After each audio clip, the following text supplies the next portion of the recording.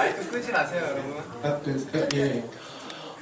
또 나오게 됐어요. 죄송해요. 저희 조원들이 다 너무 바빠가지고 제가 하게 됐거든요. 생각해보니까 제가 마지막 조의 마지막 조 발표가 될 것 같아서 조교님께 감사드려요. 너무 좋은 조원들 만나게 해주셔가지고.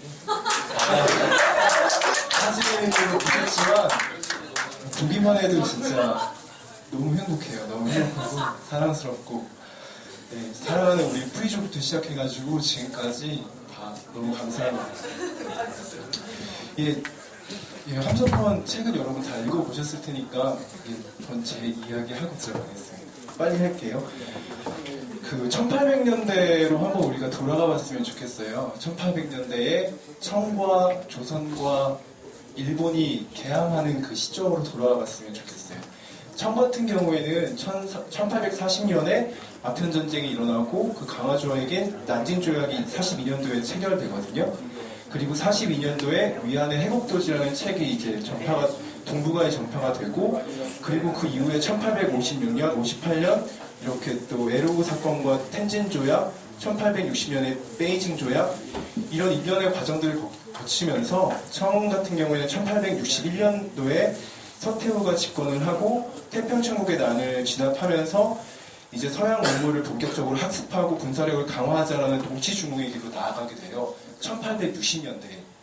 그리고 일본 같은 경우에는 1854년도에 미일 화친조약을 맺고 1868년도에 메이지 유신을 단행하거든요. 그렇게 하면서 일본의 이제 동북아를 바라보는 시각 자체가 바뀌게 되고,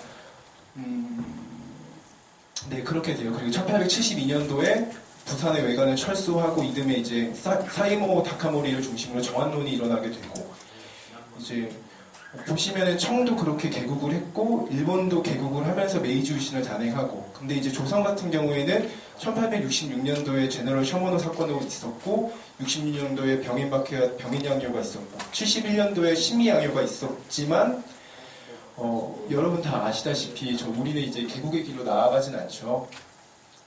그리고 이제 1876년도에 강화도 조약을 체결하게 되고, 네, 그렇게 돼요. 우리가 다른 청과 일과 달리 개국에 실패했던 이유는 제가 생각할 때 좀 제가 1800년도를 꼽은 이유는 가장 이렇게 안타까운 역사라고 저는 개인적으로 생각을 하기 때문에 말씀을 드리는데요. 1800년도에 이제 정조 4호에 이제 그 외척 정치, 세도 정치가 심하게 나타나게 되면서 흥선대원군이 등장했지만 세도 정치에 대한 그런 어떤 영향력 때문에 본격적으로 개화의 길로 나아가질 못해요. 대신 천주교 탄압을 나서고 외세와의 전쟁을 펼치게 되고, 그리고 이제 민중에 대한 어떤 반발에 대해서 정권 존립의 근거로 외세와의 전쟁을 본격적으로 내세우면서 이제 폐쇄의 길로 나아가게 되거든요. 근데 반면 그 당시에 중국 같은 경우에는 서양의 강제에 의해서 개방은 되었지만 양무 운동이 시작되고, 일본 같은 경우에도 서양의 압력으로 개국이 되었지만 조난양이 조난 토막을 거쳐서 조난 춘위로 바뀌게 되거든요. 근데 이거에 반해서 우리 조선과 대원군, 당시 조선의 지배층은 우물 안의 개구리와 같은 인식을 갖고 있었던 거예요. 그 결과가 뭐냐면 1894년도에 이제 한반도를 중심으로 해서 청일전쟁이 벌어지게 되고, 그리고 1904년도에는 러일 전쟁이 벌어지게 돼요. 그래서 결국에는 원래 조선, 일본이었는데 일본, 청, 조선으로 이렇게 세력 구도가 바뀌게 되죠. 그래서 일본의 영향력이 이제 한반도를 들어오게 되고, 그렇게 되면서 이제 1905년도에 을사조약이 맺어지고 일제 식민의 길로 가게 되고, 그걸 우리가 해결하지 못했기 때문에 결국에는 남과 북으로 갈라지게 되고 그렇게 되더라고요. 근데 우리도 그 개화에 대한 어떤 그런 생각들이 전혀 없었던 건 아니에요. 1873년도에 대원군이 물러나고 고종이 친정을 시작하게 되는데, 그 당시에 누가 있었냐면 여러분 잘 아시는 북한파의 선구자 박지원의 손자 박규수가 있었어요. 그리고 박규수의 사랑방에 모여 있었던 후일의 갑신정변을 주도했던 급진개화파인 김옥균, 박영효, 홍영식, 서재필 같은 사람이 있었고, 몽건개화파인 김윤식 같은 사람들도 있었어요. 근데 문제는 1876년도에 그 이들의 거두인 그 박규수가 죽고 나서 급진 계약파와 원본 계약파가 성장하기에는 너무 나이가 어렸어요. 정말 안타깝죠. 10대, 20대, 우리 때의 나이였어요. 이들이 만약에, 바로 끝내겠습니다. 이들이 한 20년 전만 더 일찍 태어났다면 조선의 역사가 어떻게 바뀌었을까 저는 곰곰이 생각해 보거든요. 그리고 공부하다가 책을 듣고 생각해봐요.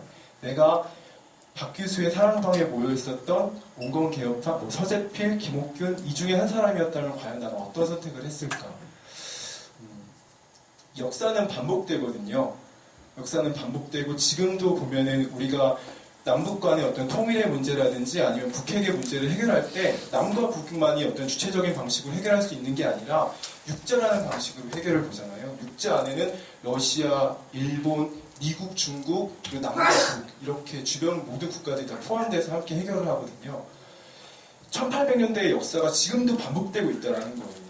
그래서 역사는 중요하고 역사를 통해서 우리가 많은 걸 배울 수 있다고 생각을 해요. 그리고 내치도 중요하지만 외치도 중요하고 내치가 전제가 되지 않는 외치는 또한 무의미하고 그런 관점에서 오늘 우리에게 한미 관계와 한중 관계에 대해서 공부를 한다고 들었거든요. 여러분이 박규수의 사랑방에 있었던 한 사람이었다면 나는 어떤 선택을 했을까? 라는 그런 문제의식을 가지고 오늘 강의를 들어보시면 참 좋을 겁니다. 죄송합니다. 마치겠습니다.